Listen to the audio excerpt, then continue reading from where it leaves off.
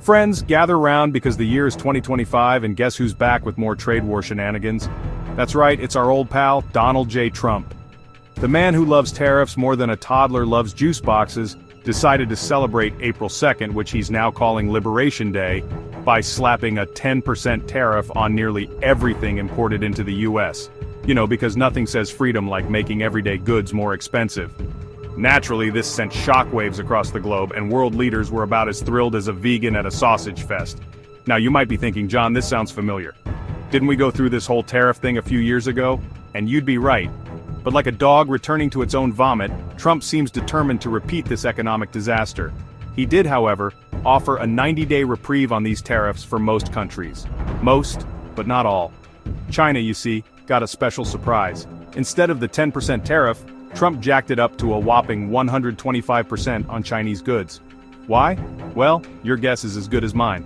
Maybe he lost a bet with Xi on a game of who can sell the most hats with their name on them. Or perhaps he just really hates panda bears. Whatever the reason, one thing's for sure.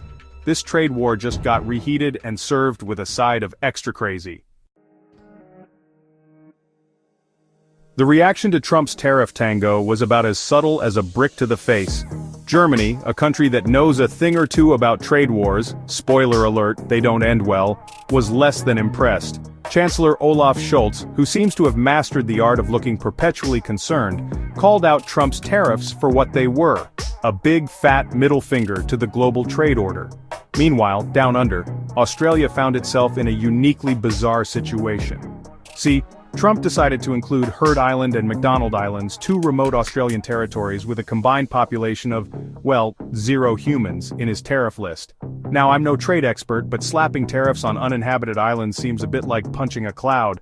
It's pointless, confusing, and probably says more about the person doing it than anything else.